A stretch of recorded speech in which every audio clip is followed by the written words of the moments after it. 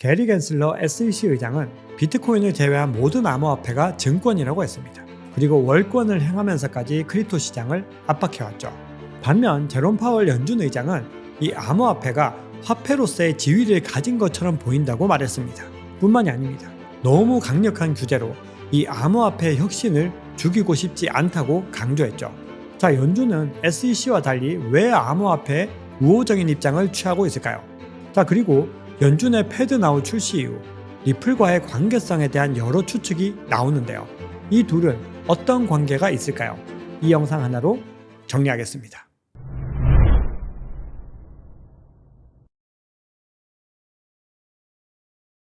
네, 여러분 반갑습니다. 박 작가입니다. 자, 먼저 왜 SEC와 연준이 암호화폐를 바라보는 관점이 다른지 생각해 보겠습니다. 둘의 입장 차이는 존재의 목적에 있겠죠. SEC의 임무는 투자자 보호입니다. 암호화폐의 엄청난 가격 변동성과 이 투기 수요에 관한 문제는 SEC의 입장에서 상당히 머리가 아픈 일일 겁니다. 만약에 문제가 발생하면 본인들이 책임을 다 져야 할 수 있죠. 왜 이렇게 관리를 제대로 못했냐? 대중과 여론의 문매를 맡게 되는 겁니다. 반면 연준은 어떨까요? 중앙은행으로서 암호화폐가 달러를 위협할 수 있다는 우려도 있을 겁니다. 하지만 어차피 막을 수 없다면 이 암호화폐가 제공하는 기술적 혁신의 잠재적 이점을 활용하면서 위험을 완화하는 것이 낫다. 이렇게 판단했을 가능성이 매우 높습니다. 미국의 금융 시스템 안정성을 책임지고 있는 연준은 암호화폐가 금융 혁신을 가지고 올 잠재력이 있다고 판단한 것이죠. 자, 암호화폐는 블록체인 기술을 기반으로 하고 있습니다. 중앙 집권화된 통제 없이도 안전하고 효율적인 거래가 가능하고 이 탈중앙화 금융 디파이 같은 새로운 금융 서비스의 출현도 가능합니다. 거기다 암호화폐는 송금 수수료가 매우 저렴하면서도 빠르기 때문에 결정적으로 이 글로벌 지급 결제 시스템을 개선할 수 있습니다. 네, 잘만 활용하면 기존의 금융 시스템을 대체하거나 보완할 수 있는 충분한 잠재력이 있다는 의미이죠. 최근 연준은 패드나우라는 24시간 실시간 지불 및 결제 서비스를 출시했습니다. 패드나우는 기존 결제 서비스인 패드와이어의 한계를 극복하고 이 실시간 결제 시스템을 구축하기 위해서 개발되었습니다. 은행 간의 결제를 연준이 대행해주는 개념인데요. 패드나우의 도입으로 금융기관의 결제 속도, 편의성은 대폭 개선될 전망입니다. 자, 일각에서는 이 패드나우가 CBDC라는 주장이 있습니다. 연준은 공식적으로 아니라고 발표했죠. 물론 패드나우가 CBDC를 위한 포석일 가능성도 없는 것은 아닙니다. 하지만 그 자체로 CBDC는 아닙니다. 신규 디지털 통화를 발행하고 유통하는 기능은 현재 포함되어 있지가 않죠. 거기다 연준 고위 인사들은 패드나우가 널리 보급되면 CBDC를 발행할 이유가 없지 않을까? 자, 이렇게 주장하기도 합니다. 자, 그러면 지금부터 많은 분들이 궁금해하는 부분을 이야기해 보겠습니다. 패드나우는 리플과 관계가 있을까요? 미셸 보우만 연준 이사는 미국의 한 대학 연설에서 이렇게 밝혔습니다. 신속한 달러 결제와 기존 금융 인프라와의 쉬운 통합을 이루는 이 패드나우가 출시할 시 분산 원장 기술 적용 필요성은 사라진다. 자, 이 얘기는 패드나우가 분산 원장 기술을 사용하지 않고 분산 원장 기술보다 더 우월하다고 표현한 것인데요. 자, 그리고 한 달 뒤에 어떤 일이 일어났을까요? 패드나우의 블록체인 통합 소식이 발표됩니다. 네, 이 패드나우 역시 분산 원장 기술을 갖춘 시스템으로 거듭난 것이죠. 네, 블록체인을 도입했다는 얘기입니다. 자, 이 소식이 전해지자 리플 커뮤니티에서는 여러 추측이 난무하기 시작했습니다. 연준이 패드나우 시스템에서 이 블록체인 구성 요소를 강화하기 위해서 XRP와의 통합을 모색하고 있는데 관심을 표명했다.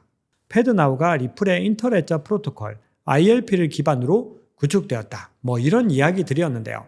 연준이 공식적으로 밝힌 내용에서는 이 패드나우와 리플의 직접적인 연결고리를 찾기란 쉽지 않습니다. 그러면 이런 소식들이 나오는 이유가 무엇일까요? 가짜뉴스일까요? 실제로 모든 코인 중에서 리플과 관련한 가짜뉴스가 가장 많습니다. 자, 그 출처는 주로 트위터인데요. 따라서 리플과 관련한 정보는 우리가 무비판적으로 수용해서는 절대로 안 됩니다. 그리고 가짜뉴스가 많은 이유는 그만큼 리플 커뮤니티가 XRP의 상승에 목말라 있다는 의미이겠죠. 자, 그러면 지금부터는 이 소문의 진위를 좀 추측해 보겠습니다. 먼저 패드나우와 XRP의 관계성을 보겠습니다. 사실 패드나우는 리플이 아니라 리플의 파트너인 볼란테와 공식 제휴를 맺었습니다. 볼란테라는 회사가 제공하는 기술을 사용하고 있죠. 2001년에 설립된 이 볼란테 테크놀로지스는 국경 간 결제를 쉽게 할 수 있는 기술을 구현했고 이 분야에서는 세계 최고 중에서 하나로 꼽힙니다. 패드나우뿐만이 아니라 이전 모델인 패드와이어의 구축과 운영에도 참여했죠. 볼란테의 대표적인 솔루션은 골드만삭스에도 공급하고 있는 볼페이입니다. 그리고 이 볼페이는 패드나우 구축에도 사용되었습니다. 연준은 공식 자료에서 볼란테는 언급하고 있지만 이 볼페이를 언급하고 있지 않습니다. 하지만 이 패드나우 네트워크의 주요 참여 금융기관 중 하나인 BNY 멜론 은행이 볼페이를 사용해서 패드나우에 연결되었다라고 발표했습니다. 자, 그런데 이 볼페이의 프로세스를 한번 보시면 리플이 중간에 언급됩니다. 네, 중간에 리플이 딱 보이죠. 그리고 리플 커넥트라고 해서 리플이 반드시 필요한 서비스인 것처럼 보입니다. 자, 이걸 보고서 XRP 커뮤니티에서는 굉장히 큰 경사라고 해석을 한 것이죠. 자, 그런데 이 모델은 은행과 기업을 리플과 통합하는 프로세스를 가속화하도록 특별히 설계된 솔루션입니다. 결제 처리를 위한 옵션으로 XRP를 제공하기도 하죠. 그런데 모든 볼페이에서 이 리플이 활용되는 것은 아니라는 게 중요합니다. 패드나우에 활용되는 볼페이는 패드나우에 특화되도록 별도로 개발한 실시간 결제 시스템입니다. 그러니까 리플의 XRP 레저를 기반으로 하지 않는다는 의미입니다. 물론 볼란테와 리플이 오랫동안 협력해온 파트너인 만큼 기술적인 기반은 거의 비슷하다고도 볼 수 있습니다. 하지만 직접적인 연결고리를 형성하는 데는 제한이 있다는 의미이죠. 자, 그러면 이번에는 연준이 XRP를 직접 언급했다는 건 신빙성이 있을까요? 글로벌 결제 시스템에 관심을 가지고 있는 연준의 입장에서 XRP는 충분히 관찰 대상일 거라고 생각합니다. 실제로 애틀랜타 연방준비은행은 최근 금융 서비스 관련 웹3 보고서를 발간했습니다. 자, 이 보고서에서 애틀랜타 연은은 효율적인 국경 간 결제를 촉진하는 블록체인 중심 기업으로 리플과 스텔라 루멘을 언급하고 있습니다. 가치의 이전을 더 저렴하게 만들었다고 하면서 이 둘을 칭찬하죠. 그리고 보고서는 리플의 비즈니스 모델은 XRP를 사용한 금융 서비스 제공이라고 설명하면서 이 XRP를 어떻게 표현하고 있냐면 국제 결제 수단이라고 간주하고 있습니다. 자, 이번에는 리플과 SEC의 소송 결과가 나온 시점에 대해서 잠깐 언급하겠습니다. 자, 이 얘기는 커뮤니티에서 돌고 있는 추측입니다. 아주 가벼운 마음으로 들어주셔야 합니다. 자, 패드나우는 올해 7월 20일에 출시되었습니다. 출시 예정일을 불과 6일 앞둔 7월 14일에 어떤 일이 있었을까요? 네, 바로 리플과 SEC 소송의 약식 판결이 납니다. 그동안 계속해서 연기되던 판결이 기습적으로 나온 것이죠. 자, 여기에 대해서 XRP 홀더들은 리플과 연준 사이의 의도적인 이해관계 조정이라고 추측하고 있습니다. 자, 이 얘기는 과연 사실일까요? 판단은 투자자의 몫일 겁니다. 아무튼 연준과 리플은 관계가 분명히 있습니다. 리플은 연준과 꾸준히 협력 관계를 이어오고 있습니다. 2018년부터 US Faster Payment Council에도 참여하고 있습니다. 자, 이 회원사로서 미국의 결제 시스템을 개선하기 위한 노력에 동참하고 있죠.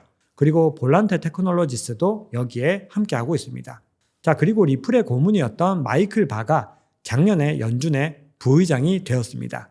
거기다 미국의 43대 재무장관 로지 리오스는 현재 리플 이사회의 멤버입니다. 자, 이외에도 리플은 금융당국 그리고 정재계와 다양한 연결고리를 실제로 가지고 있습니다. 지난 콘텐츠에서 소개해드린 리플의 중앙화 이유가 바로 여기에 있습니다. 자, 마지막으로 정리를 해보겠습니다. 애틀랜타 연방준비은행 보고서는 이 중앙은행과 같은 공공기관에서 웹3 및 블록체인 기술 수용이 증가하고 있다고 강조하고 있습니다. 블록체인과 암호화폐 기술이 금융 시스템을 이미 변화시키고 있다는 의미이죠. 자, 그러면 이 과정에서 어떤 프로젝트들이 가장 부각될 가능성이 있을까요? 저는 머릿속에 몇 개의 프로젝트가 떠올랐는데요. 우선 리플도 그 중에 포함됩니다. 리플이 국제결제에 특화되어 있는 만큼 다양한 가능성을 열어갈 수 있습니다. 리플은 가장 오래된 암호화폐 프로젝트 중 하나이고 수년간 다양한 서비스를 개발해 왔습니다. 그리고 여러 파트너십을 체결해 왔죠. 쉽게 말해서 가장 광범위하게 인프라를 구축해 왔다는 겁니다. 분산 원장 기술을 주류 금융 시스템에 성공적으로 도입하기 위한 청사진을 제공하는데 가장 앞서 있는 프로젝트 중 하나라는 점은 부인하기가 어렵습니다. 따라서 연준과의 연결고리는 더 다양해질 가능성이 있죠. 하지만 현 시점에서는 아직 구체적이지가 않습니다. 여러 정황들을 통해서 판단해야 하는 것이지 이게 확정된 것은 아니라는 의미죠. 그렇기 때문에 늘 강조드렸듯이 XRP의 가치 상승과 직결되지 않을 수도 있습니다. 따라서 투자자들은 이 리플의 사업 행보가 XRP의 수요를 증가시키는지 아닌지 스스로 면밀하게 따져보아야 합니다. 자, 오늘 준비한 이야기는 여기까지입니다. 오늘 내용이 도움이 되셨다면 구독, 좋아요, 알림 설정, 댓글 정중하게 부탁드리겠습니다. 지금까지 박 작가였습니다. 감사합니다.